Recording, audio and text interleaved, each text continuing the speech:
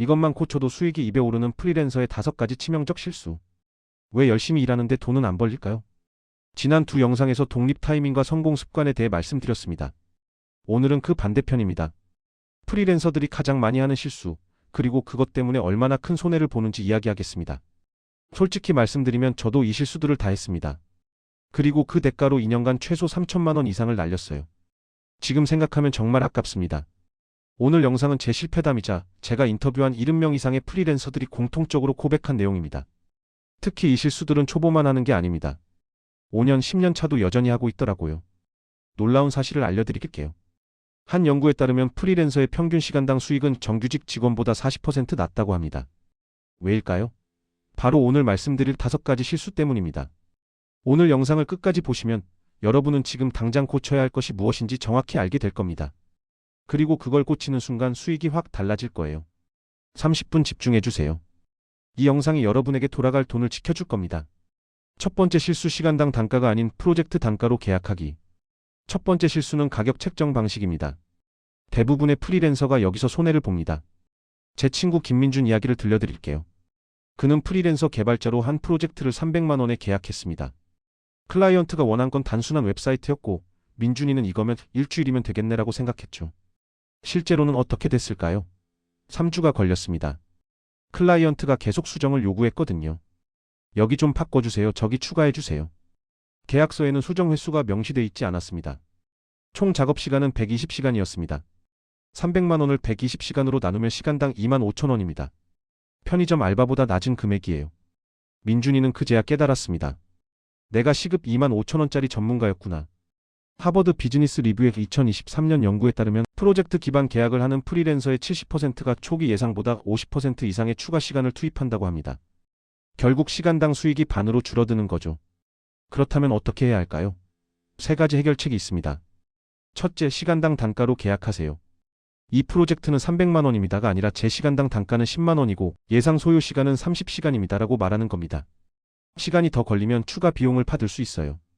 둘째, 프로젝트 계약을 한다면 반드시 범위를 명확히 하세요. 수정은 2회까지, 추가 기능은 별도 견적, 회의는 주 1회 1시간처럼 구체적으로 적으세요. 셋째, 최소 30% 버퍼를 두세요. 30시간 걸릴 것 같으면 40시간 기준으로 견적을 내는 겁니다. 경험상 항상 예상보다 오래 걸리거든요. 제가 이 방식으로 바꾼 후 시간당 수익이 입에 올랐습니다. 같은 시간을 일해도 버는 돈이 2배가 된 거죠. 두 번째 실수, 모든 클라이언트를 똑같이 대하기. 두 번째 실수는 고객 관리입니다. 모든 클라이언트가 같은 가치를 가진 게 아닌데 많은 프리랜서가 이걸 모릅니다. 제가 만난 한 디자이너 박서영 씨의 이야기입니다. 그녀는 독립 1년 차에 클라이언트 15명이 있었습니다. 열심히 일했고 월 400만 원을 벌었어요. 그런데 어느 날 엑셀로 계산을 해봤습니다. 클라이언트별로 얼마나 버는지, 얼마나 시간이 드는지 정리한 거죠. 충격적인 결과가 나왔습니다. 15명의 클라이언트 중 상위 3명이 전체 수익의 60%를 만들었습니다. 반대로 하위 5명은 전체 수익의 10%에 불과했는데 시간과 스트레스는 40%를 차지했어요. 그중 한 클라이언트는 매달 50만 원을 주는데 수정 요청을 15번씩 했습니다.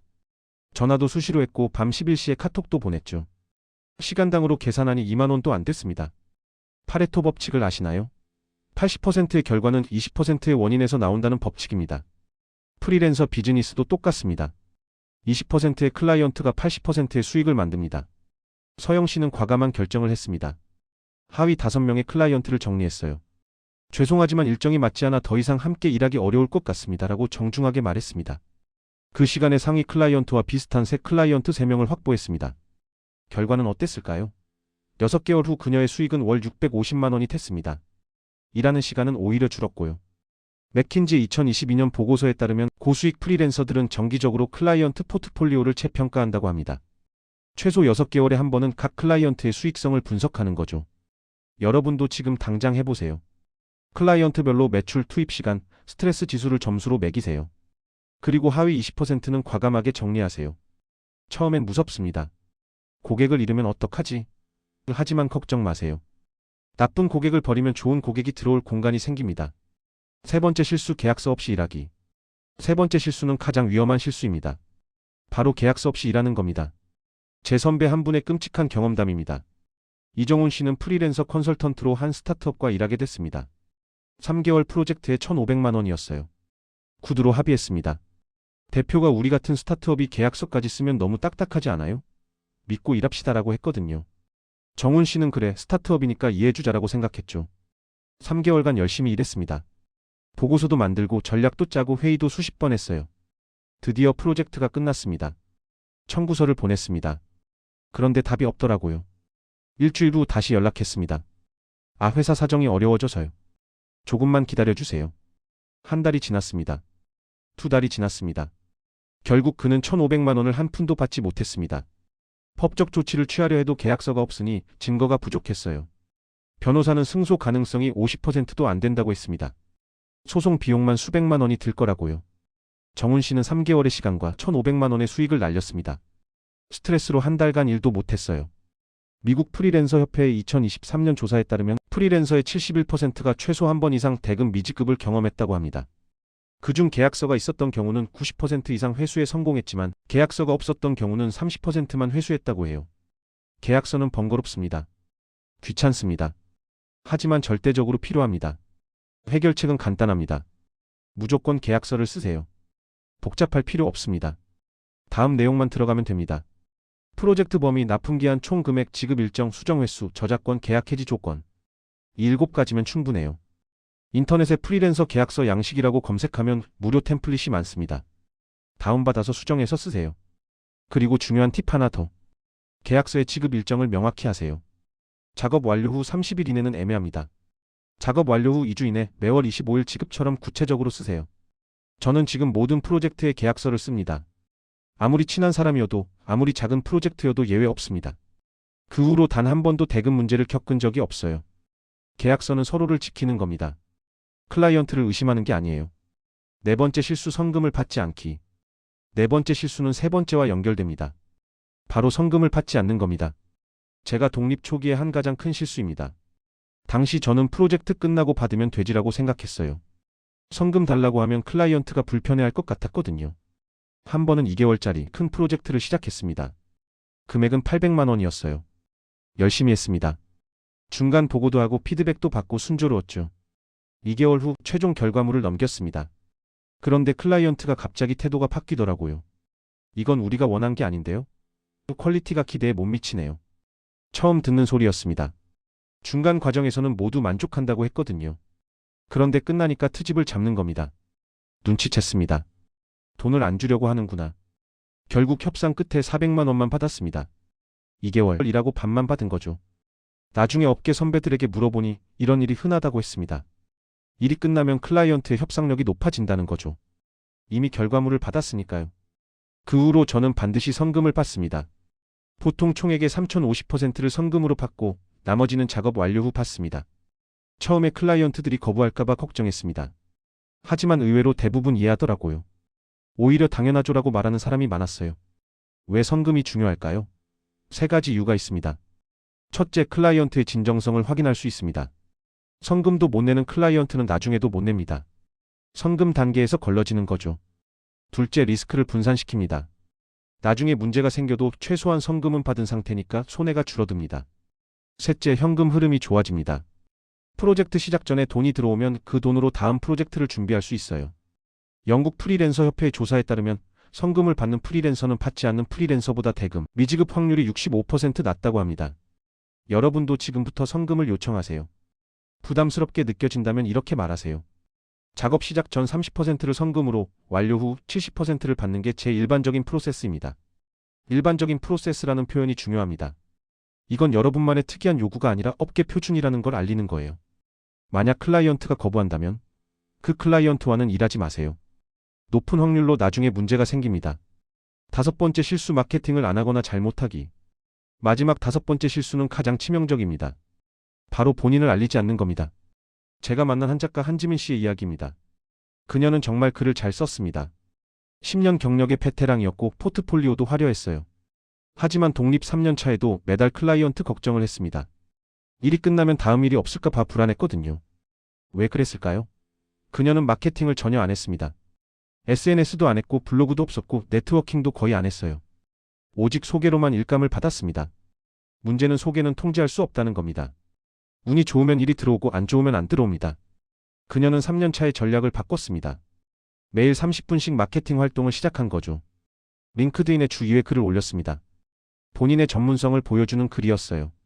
브런치에 주 1회 긴 글을 썼습니다. 업계 인사이트나 노하우를 공유했죠. 한 달에 한 번은 업계 모임에 참석했습니다. 6개월 동안은 아무 변화가 없었습니다. 조회수도 낮았고 좋아요도 별로 없었어요. 하지만 포기하지 않았습니다. 그런데 7개월 차부터 신기한 일이 일어났습니다. 낯선 사람들이 메시지를 보내기 시작한 겁니다. 글 잘 봤어요.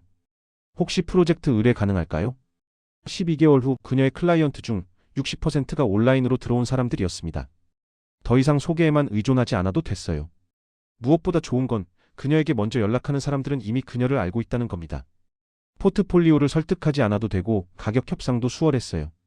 듀크 대학교의 2022년 연구에 따르면 개인 브랜드가 있는 프리랜서는 없는 프리랜서보다 평균 58% 높은 단가를 받는다고 합니다. 하지만 많은 프리랜서가 마케팅을 안 합니다. 왜일까요? 3가지 이유가 있습니다. 시간이 없어요. 뭘 써야 할지 모르겠어요. 누가 봐주겠어요. 이해합니다. 저도 그랬으니까요. 하지만 이건 변명입니다. 하루 30분이면 충분합니다.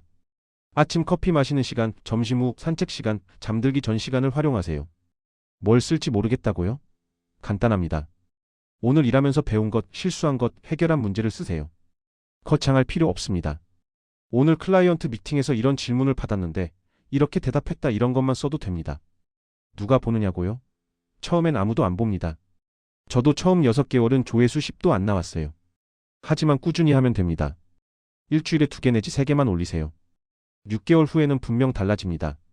B2B 프리랜서라면 링크드인이 가장 효과적이에요. 링크드인은 해외 취업이나 외국계 커리어를 목표로 하는 사람에게는 필수 도구입니다. 업계 사람들이 많거든요.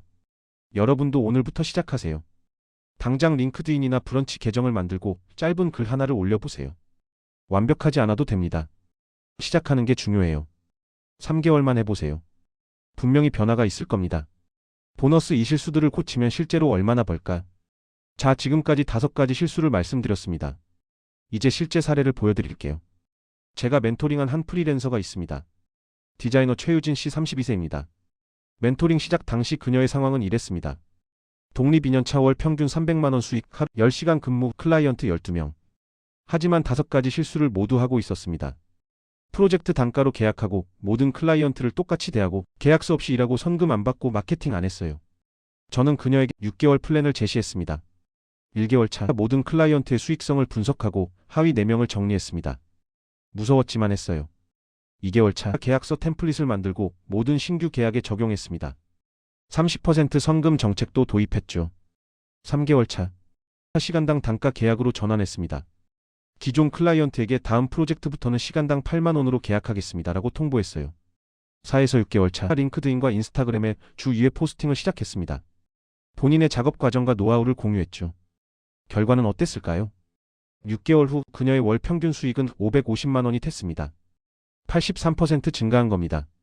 근무 시간은 하루 7시간으로 줄었고 클라이언트는 8명으로 줄었지만 수익은 늘었어요. 특히 놀라운 건 스트레스가 확 줄었다는 겁니다.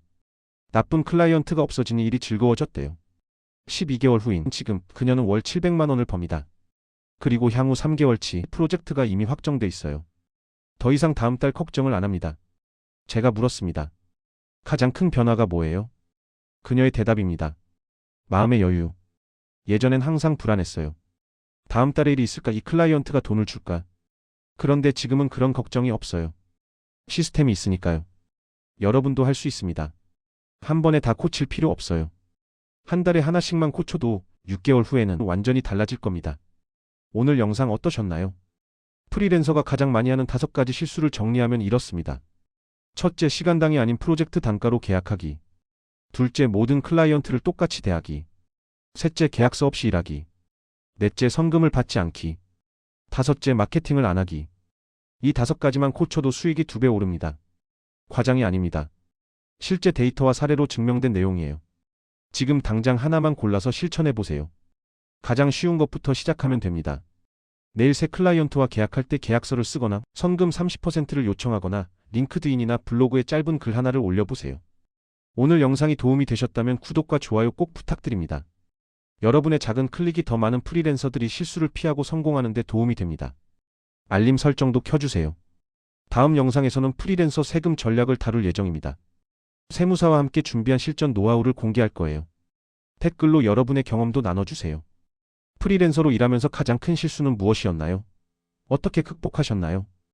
여러분의 이야기가 다른 분들에게 큰 도움이 됩니다. 마지막으로 한 가지만 더 말씀드릴게요. 실수는 부끄러운 게 아닙니다. 모든 성공한 프리랜서는 실수를 통해 배웠습니다. 저도 그랬고 오늘 소개한 분들도 그랬어요. 중요한 건 같은 실수를 반복하지 않는 겁니다.